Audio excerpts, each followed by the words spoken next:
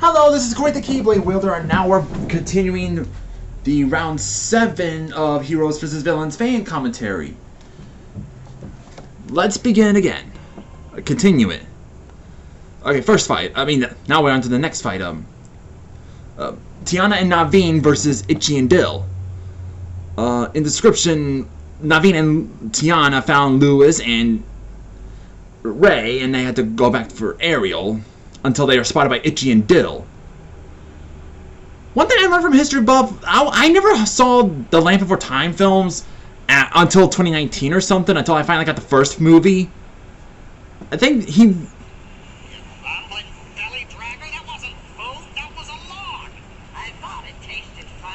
Yeah, when he was a kid, he thought they were hilarious, but now when he's an adult, he doesn't know why he thought they were funny at first. Yeah, now I'm questioning why would he think they're funny? Even as an adult I am now, they're not. Huh. One tough firefly who's big enough to fight a bird that's bigger than the other birds. And a gator that's bigger, the Dino Gator, that's bigger than all the other gators.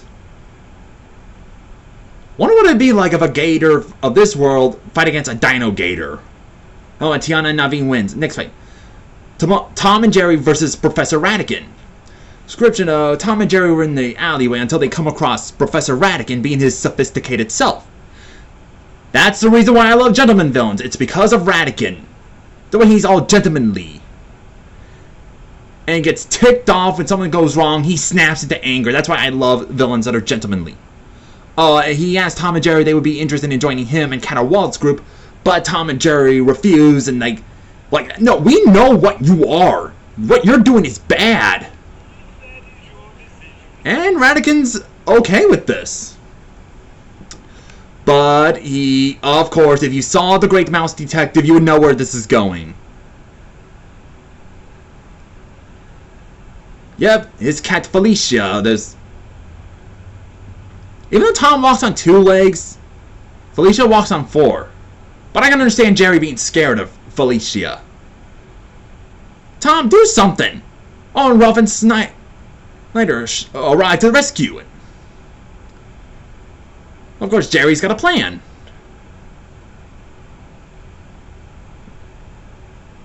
Oh, now Felicia's gonna be all stinky in the sewers. Tom and Jerry wins. Next fight up. Shang versus Marcus. In description, how did it go? The mighty warrior Shang has become aware of the war. He, along with Lin, these three, come across Marcus. Okay, to be honest, I have never seen Highlander. Until I looked up who Marcus is from. It's from an anime known as Highlander. Whoa. One thing, I never watched any of the original Highlander films. I never saw the anime one. I had to Google search about Marcus, and he does sound like an interesting villain. He's an immortal Roman warrior. He took over New York, and he's an immortal being, and yeah, he sounds interesting. I don't just look up things on different clips to have an opinion on a villain. What I would do is I would research it first, rent a video or a movie, and then have my own opinion on the movie and on the characters also. That's what I do. But it's interesting to know that Highlander is an anime. I mean, there is an anime version of it. But even I agree with History Buff here. Why not other anime movies, apart from Studio Ghibli films? And all the other anime films are also based on, TV show stuff. Why not, here's what I would suggest. Why not other anime films to be used also? Like Vampire Hunter D. Now, that'd be awesome! Vampire Hunter D in Heroes vs. Villains. That'd be epic.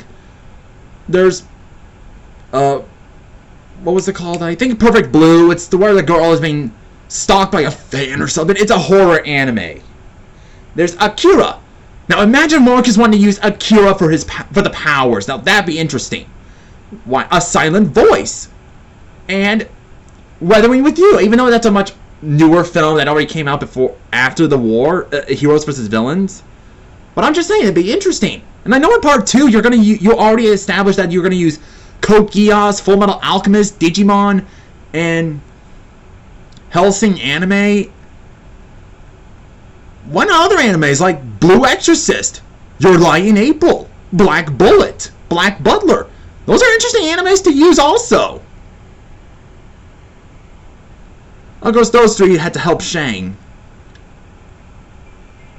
There can be only one.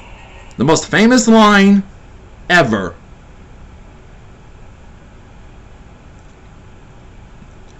Whoa. Looks like Marcus wins. Next fight, Amos Slade versus Rex and his friends. The description, after the Clayton lost the baby dinosaurs, Littlefoot and his friends that is, one of them brought up about dinosaurs are walking around the city. And Slade has to get them.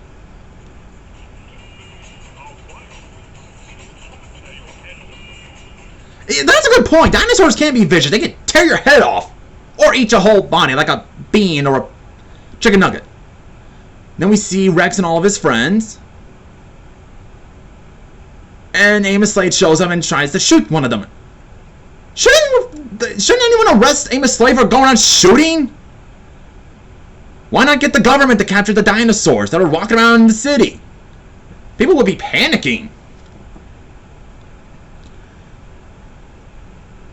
As soon as Amos Slade was about to shoot them, Rex arrives. He's just being friendly. And whacks him around with the tail. With his tail, that is. Rex and his friends win. Probably. Next fight. Kuzco versus Darla Dimple. Interesting. Looks like Kuzco's just party down with Darla. I still love The Emperor's New Groove. It's one of my favorites. Don't get me on the TV show or the sequel. I love the first movie a lot more. I'm sorry, but you threw off The Emperor's Groove. I just would have loved to see that. And Kuzco fires her. One thing History Buff kind of pointed out is that, Darla Dimple goes to the underworld and makes a deal with Hades and Zigzag. And they gave her the potion. History Buff kind of pointed out that, theorized that why we never saw her parents? Darla Dimple probably murdered her parents to gain all the money with the help of the butler, Max. That's probably what happened. And she's so crazy. She gets so mad. She calls her butler to beat the crap out of anyone that makes her mad. Also, when someone really makes her mad, she has to go to the underworld, makes a deal with the god of the underworld and an Arabian wizard. Like, calm down, lady! Yeah, that girl's crazy!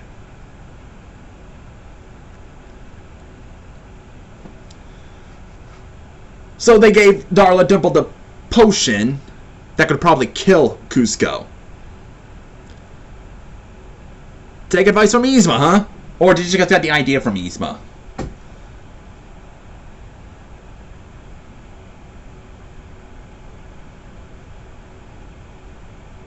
Makes you wonder, how did she find the entrance in the underworld? Well, of course, if you saw The Emperor's New Groove, there was no poison. He's turning into a llama. Yeah, I'd be freaked out too if somebody turned into a llama in front of me. And it's not poison, it's a llama potion. Drops Kuzco in a sack. Well, that was fast.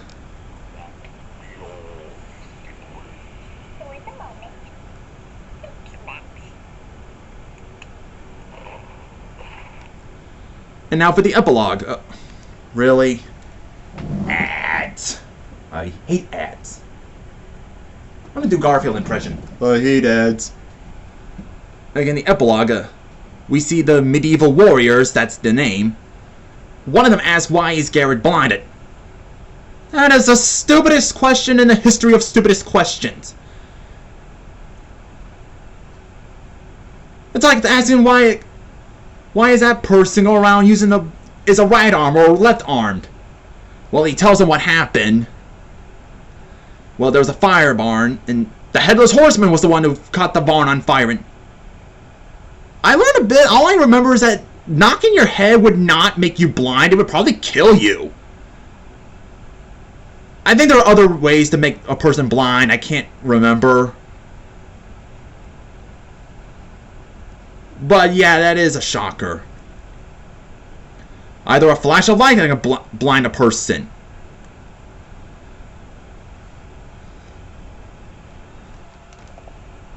So they're all okay with Garrett, and they had to continue their journey. What? Stop your panting, Dylan. Get me out of here. Get yourself out. Still not funny. Then we see Zero recruiting both Itchy and Dill, and they promise them revenge along with these other flying pterodactyl lookalikes. I can't remember what they all look like. And Zero frees Dill. Wop wop, I guess. Prince Derek meets with Lorne, Darkwolf, and Curdy, and they teamed up because they promised to help him find Odette.